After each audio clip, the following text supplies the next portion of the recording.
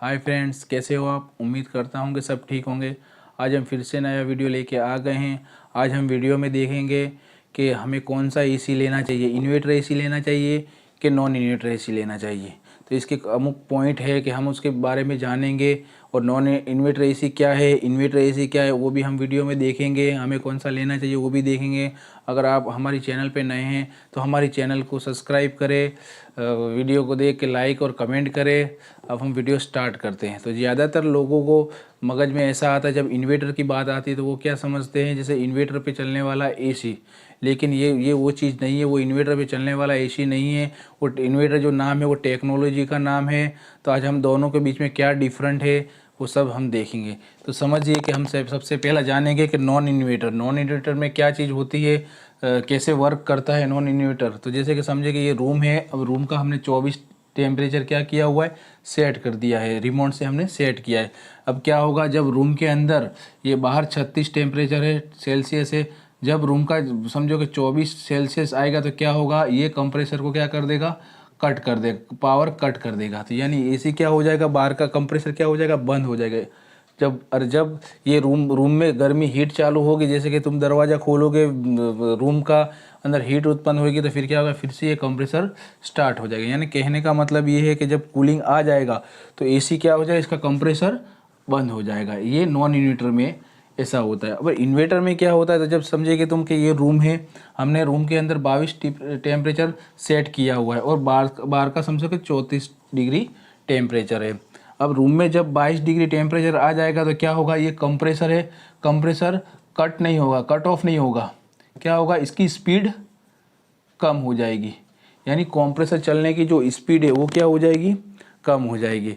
जैसे उसके हिसाब से ये टेम्परेचर आए ये। और नॉन इन्वर्टर में क्या होता है कि वो समझो कि जैसे टेम्परेचर रूम में आ जाता है तो वो ऑटोमेटिक कट ऑफ हो जाता है। इसमें कट ऑफ नहीं होगा, यानी उसके मुताबिक, टेम्परेचर के मुताबिक वो स्पीड इसकी कंप्रेसर की क्या होगी, ऊंच नीच होगी।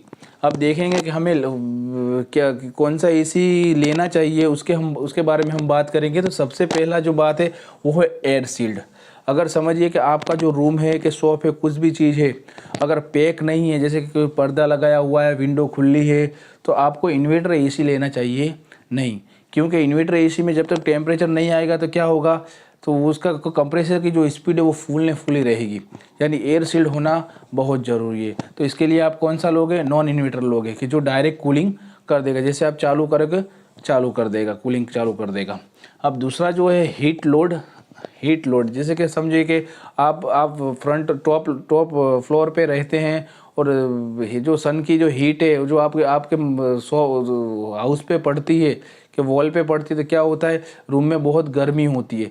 वहाँ पे भी आप इन्वर्टर एसी लगा सकते नहीं हैं। क्योंकि इसमें क्या होगा कि उसकी जो स्पीड है उसमें कुछ फ़र्क पड़ेगा नहीं। वो कंप्रेसर ऑलरेडी जो स्पीड है वो इसमें ही चालू रहेगा। वहाँ पे भी आपको क्या करना है, नॉन इन्वर्टर एसी ही आपको लगाना है। उसके बाद है यूजेस। जैसे कि आप समझो कि ये पॉइंट बहुत मुद्दे का पॉइंट है कि आप कितने घंटे एसी को यूज़ करते हो। जैसे कि समझो कि अगर आप 8 से 9 घंटा 8 से 9 घंटा आप अगर एसी को उपयोग करते हो, और ओछे में जो 6 महीने 6 मंथ जो है, 6 मंथ से आप क्या करते हो, ज़्यादा यूज़ करते हो, तो आपको कौन सा एसी लेना है, आपको इन्वर्टर एसी लेना है। इससे क्या होगा, आपकी बिजली का बचत होगा। जैसे कि समझो कि 3-4 घंटे का आपका एसी चलेगा और फिर कूलिंग आ जाएगा, तो ऑटोमेटिक क्या हो जाएगा, वो उसका कंप्रेसर क्या हो जाएगा, स्पीड कम हो जाएगी, यानी पावर जो है उसका कम खींचेगा। अगर समझो कि आप साल में हम दिन में समझो कि 3 से 4 घंटे एसी चलाते हैं, और 6 महीने से भी कम चलाते हैं, तो आपको नॉन इन्वर्टर लेना चाहिए।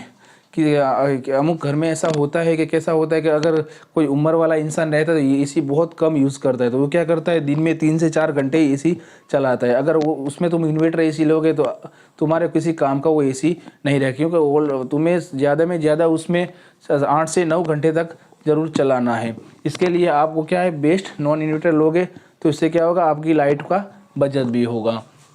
अब दूसरा है मेंटेनेंस कॉस्ट। अब समझिए कि जो इन्वर्टर एसी होता है उसमें 2 पीसीबी दी होती है। 2 पीसीबी, अगर आपकी पीसीबी कभी ख़राब हुई तो उसका क्या होता है, 10,000 से 12,000 तक का मेंटेनेंस कॉस्ट आता है इन्वर्टर एसी में।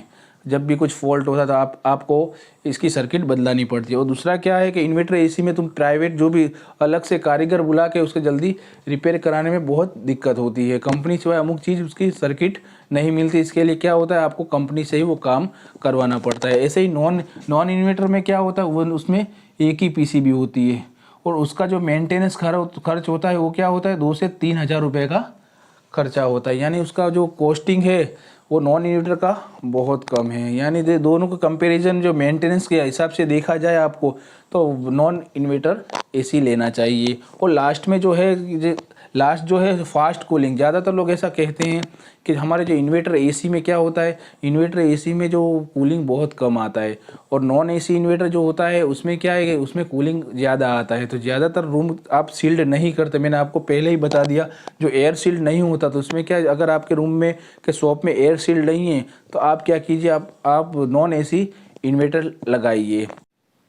जो मैंने 5 पॉइंट आपको बताए वो आधार से तुम नक्की कर सकते हो कि तुम्हारे घर के और शॉप के आधार से तुम्हारा कौन सा एसी तुम्हें सेट होगा।